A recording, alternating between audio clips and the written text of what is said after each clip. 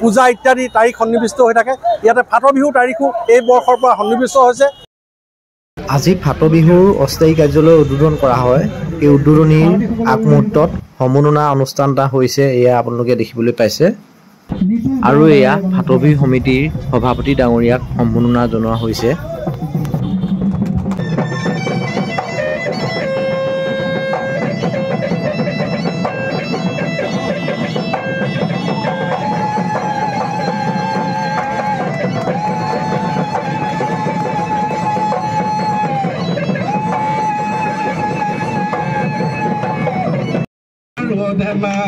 এই সুন্দৰ এটা ক্ষণত ফাট বিহু সমিতিৰ সভাপতি ডাঙৰীয়াই এটা বিহুগীত গাইছে।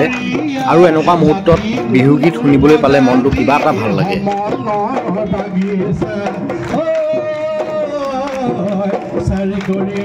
আৰু আপোনালোক বিহু চাবলৈ আহিব দেই, সময় অলপ উলিয়াই, কিয়নো এই বিহুটোৱে আমাৰ অসমীয়াৰ কিছুমান তাৎপৰ্য বহন কৰি আছে। সেই হেতুকে এই বিহুটো চাবলগীয়া। মাৰি দিম বিহু নাচিবানে? বঢ়িয়া।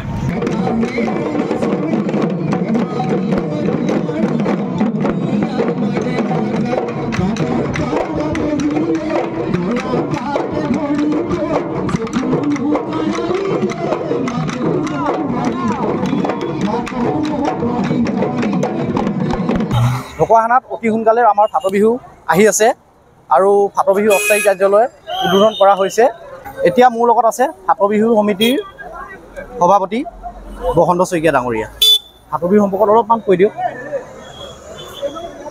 বিভিন্ন জাতি জনগোষ্ঠী সমন্বয়ৰ হেতু ঢকুৱাখানাৰ স্বকীয় লোকোৎসৱ ফাট বিহু অহা 9-10-11 মে 2025 অসমীয়া 25-26-27 বহাগত ঢকুৱাখানাৰ চাৰিকৰীয়া পাৰৰ মহগুলি চাপৰিত অনুষ্ঠিত হ'ব। আৰু এই ফাট বিহুত আপোনালোকে এটা কথা, এই ফাট বিহুৰ জৰিয়তে এনে সমন্বয় এনাজৰীডাল কটকটীয়া কৰা হয়। আৰু ফাট বিহুত বিভিন্ন জাতি উপজাতি আহোম, চুতীয়া, কোচ, কলিতা, কৈবৰ্ত, সোঁত, মিচিং, দেউৰী, ৰাভা, কছাৰী সকলোৱে ইয়াত অংশগ্ৰহণ কৰে। এই অংশগ্ৰহণৰ যোগেদি আমি সকলোৰে মাজত সংস্কৃতি বিনিময় হয়। আৰু এই ফাট বিহুত এটা আমি বৈশিষ্ট্য ঐতিহ্য অটুট ৰাখিছোঁ। বিহুৰ যি ঐতিহ্য, বিহুৰ যি পৰম্পৰা, বিহুৰ যি মৌলিকতা, বিহুৰ যি পবিত্ৰতা, বিহুৰ যি মাদকতা, ইয়াক এই বৈশিষ্ট্য ৰক্ষা কৰাৰ আখৰা চলে। এই ফাট বিহুৰ জৰিয়তে আমি অসমত উপস্থাপন কৰোঁ যে বিহুৰ যি স্বকীয়তা, বিহুৰ যি মৰ্যাদা, বিহুৰ যি মৌলিকতা, আৰু ইয়াত আঁচোৰ পৰিবলৈ বিহুত ফাট বিহুৱে দিয়া নাই।